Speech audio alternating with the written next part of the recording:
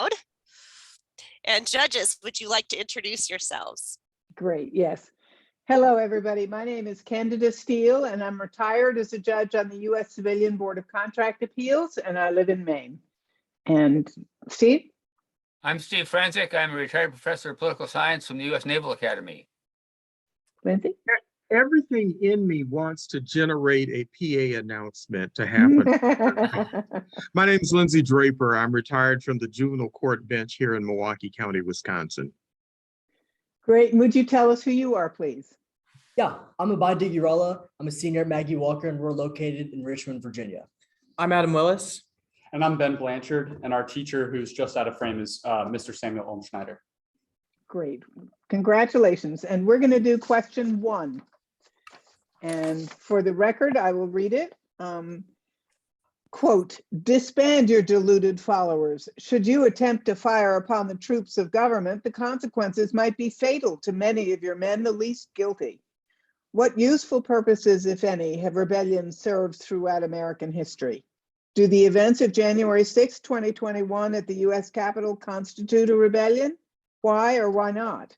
Are there rebellions in the world today that are justified? Why or why not? You may begin. Sic semper tyrannis, thus always to tyrants. Virginia's state motto, adopted in 1776, asserted that tyrants always meet a justified end and continues to affirm our state and country's ties to rebellion. Drawing on Diana Russell's book, Rebellion, Revolution, and Armed Force, we define rebellion as a power struggle in which the overthrow of a regime is threatened by violence. Often, a regime overthrow is not a change in the constitution or institutions of government, but a change in the individuals in power. The most enduring example of American rebellion is the Revolutionary War, where the colonial British regime was overthrown. Fights for independence are a type of rebellion where the erection of a free government destroys the current regime in a specific geographic area. Thus, America is a country born of rebellion. However, most rebellions in American history have not succeeded in overthrowing the regime they targeted, but have instead forced Americans to confront the social flaws and complaints that initially inspired the rebels. The Dorr Rebellion of 1841 fits this archetype. Rhode Islanders grew increasingly frustrated with the state's refusal to reform the Royal Charter of 1663, which underrepresented the growing urban population. Thomas Dorr mobilized disenfranchised residents to create a people's constitution with reformed voting rights and attempted to violently topple the government. Ultimately, Dorr was suppressed. However, the Dorrites forced the state to confront its democratic flaws, and Rhode Island adopted a new constitution in 1841 that expanded the franchise. In contrast, the Oklahoma Green Corn Rebellion of 1917 illustrates that not all rebellions have such positive after effects. In the early 1910s, small farmers, frustrated and forced into Tennessee by falling crop prices and land speculation, began joining the Oklahoma Socialist Party in large numbers. Their frustration turned into action over the World War I draft, which they saw as a rich man's war, poor man's fight.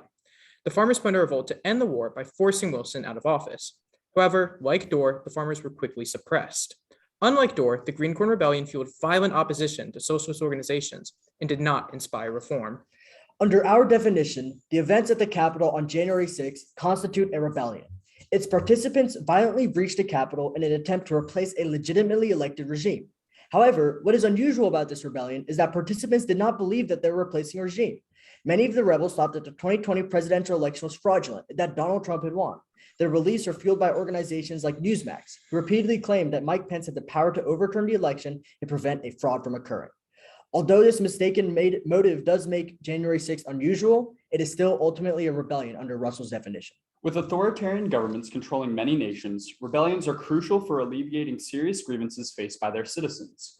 Given China's imposition of draconian security laws, Hong Kong's ongoing rebellion against the Chinese government is justified. The CCP has criminalized numerous activities such as removing propaganda and has dismantled several Hong Kongese institutions such as the Apple Daily newspaper. These frequent and egregious infringements ensure that Hong Kong's push for independence is the only sensible course of action. Similarly, Palestinians are justified in their ongoing rebellion given Israel's flagrant human rights violations. Israel has used forced exoduses and voter deterrence to prevent Arab Palestinians from accessing the same rights enjoyed by Israelis. To maintain its illiberal policies, the Israeli government has used military force on residents in the Gaza Strip and enacted an apartheid system. These escalating infringements on the rights of Palestinians justify their resistance. Determining when rebellion is justified is a difficult task, one even Locke hesitated to describe in detail. However, rebelling groups should always adhere to the principles of jus in bello, a theory regarding the proper conduct of war. For example, while FARC is justified in rebelling given their goal of providing a voice for underrepresented rural communities of Colombia, their disproportionate use of force through civilian killings and drug trafficking detracts from the justice of their cause. Sic semper tyrannis can ring hollow when in the service of an unjustified cause. However, rebellions have and do serve an important role, especially in reforming or displacing illiberal regimes. Great, thank you. Really nice presentation. So to bring up something that you didn't address in your presentation there, do you think Section 3 of the 14th Amendment is implicated in the January 6th events? I would say that it could be. I think that we've seen many politicians expressing sentiments that could be reason for incitement. And I think that the entire reason that the Section 3 of the 14th Amendment was enacted was because we've seen the dangers of how bad it can be when those in a position of power are advocating for acts of violence against the government. For example, we saw when Jefferson Davis was a member of Congress, he long advocated for the overprotection of the 10th Amendment state rights and the institution of slavery. I actually disagree with my colleague here, as I believe that in general, the Section 3 of the 14th Amendment, while it could apply to those who did breach the Capitol, I don't think it is as clear cut on representatives in Congress, such as Madison Cawthorn or Marjorie Taylor Greene, who are currently being prosecuted under this. I think we saw a judge in North Carolina strike down a claim of the 14th Amendment, Section 3, brought against Madison Cawthorn. And I don't believe that they, in their speeches or actions, have really met the standard for that very serious aspect of the Constitution. Do you know if there's been any other occasions where that section has been implicated in our history? I don't believe it has, other than outside of the Civil War. So this might be an interesting time to see what do you think might happen? Do you know anything about the Arizona cases? I'm sorry, I'm not familiar with the Arizona cases currently. We'll discuss it when in feedback. Go ahead. Steve, I just want to do a quick follow-up on that. Let me just ask you, would it matter if, to you in the answers that you gave, if the speech and the comments were made prior to the march to the Capitol or during and after? Would that make a difference to you? I would say that it would make a difference. I would say that if the comments were made prior, then it could definitely be seen as potential acts of incitement, as it's kind of edging on protesters to try and use what maybe they would have saw as an over exertion of their First Amendment right of the freedom of protest. And additionally, I think that we've seen a lot of rhetoric that kind of helped push the rebels at the January 6th insurrection to kind of view themselves in a similar aspect to how colonists viewed themselves during the Revolutionary War, with many people calling it their 1776 movement. So I think kind of establishing this connection between how rebels at January 6th view themselves to people who participated in the Revolutionary War kind of helped fuel this violent opposition. I disagree with my colleague. I actually think that comments made during the rebellion were actually more important, because in those moments of rebellion, I believe that elected officials have the responsibility to uphold rule of law. And so when we see individuals like President Trump potentially egging on these protesters and kind of pushing for these changes during the actual rebellion, I believe that that is more of a significant infringement, especially when it's a time of violence and it's a time of inciting violence. Put yourself in the Thank you. Go ahead, Steve. I'm sorry. Put yourself in the place of the most violent of the demonstrators. How do you suppose they are going to justify what they did to their children and grandchildren? I believe that they were concerned with the overall issue of confidence in elections. And I think that this is partly due to the fact that Article 1, Section 4, which allows Congress to set certain powers or certain procedures for voting across the country, but also the idea of like the 10th Amendment that delegates powers not specifically enumerated to the federal government to the states, creates a disunified system for voting across the country. And so this can lead to certain irregularities. although I think that in general, they were not justified in their rebellion, as many cases of voter fraud were unsubstantiated.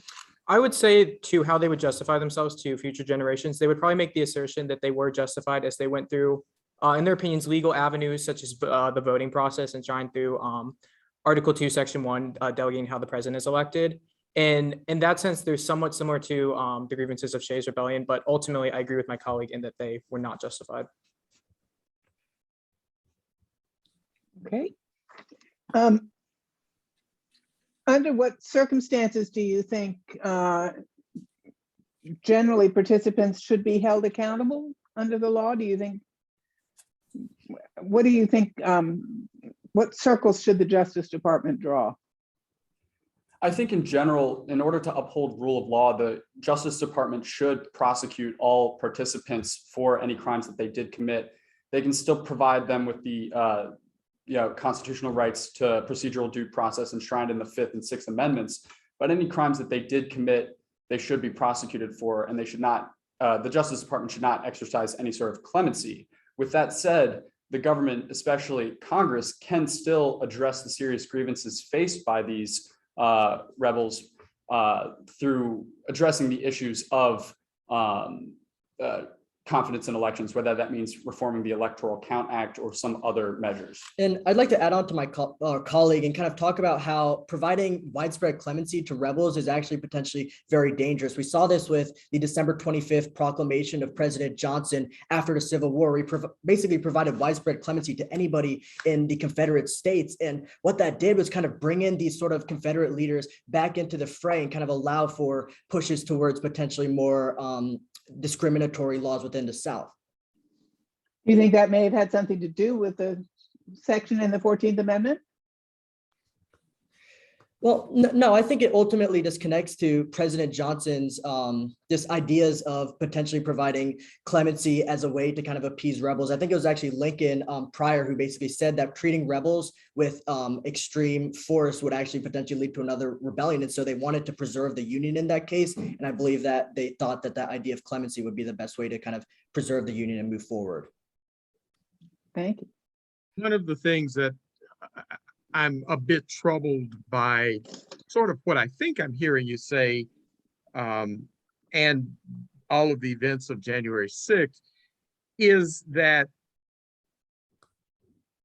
sometimes people aren't prepared to acknowledge that they lost.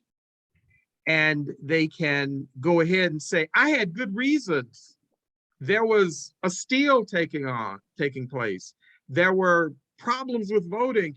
And those problems don't seem to have arisen with the rest of the ballot, that it was the presidency that caused the problem. Whole bunch of folks from the Republican Party got elected to the Senate and the House of Representatives, and we don't hear about that. We only hear it as it related to the part that they lost. It almost seems as though later I can come back and say it wasn't fair. Isn't that a problem with what you're advancing? Would you be able to clarify the question, please? All I'm asking is, can you later, after you get caught for having messed up, come back and say, but I had real good reasons for doing it? Isn't that what's going on? I think in that case, it's really, they can certainly make that claim, but it's up to the people to decide whether their causes were justified. I think that we've seen throughout our history that people have viewed different rebellions with similar motives differently. For example, in the United States, where there's a deep hatred for Marxist-Leninist views, we've seen rebels with goals supporting those ideas, such as the Weatherman Underground Group, be disregarded to the public and being seen as an unjustified rebellion. But then internationally, we've seen groups with similar motives, such as the Maoist Rebellion in Nepal, being widely seen as favorable by the public. So I think that while you can make that claim and plead that you had justified causes, it's ultimately up for the people to decide whether that's true. Okay. Steve? Yes, what are the other ways you might be able to change government aside from rebellion? The Constitution provides many different avenues to go through, namely the Article 5 power to amend your Constitution which allows you to fundamentally change the structure of your government when it no longer meets your needs. There's also obviously the First Amendment, which provides freedom of speech and protest, as well as petition, which have all been used throughout history. I believe that another great way without using violence, which would be classified as a rebellion, is actually civil disobedience. We saw this used widely during the civil rights movement with Martin Luther King Jr. sort of justifying this idea under letter from a Birmingham jail, saying that it's sort of the duty of the people to go against these laws that kind of infringe on higher moral and ethical ideas in order to change them, in order to push for change without advocating for violence.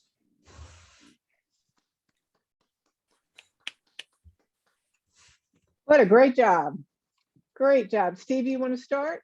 Yeah, I thought you had you threw out a very broad net in terms of examples, and that was helpful in terms of making your case.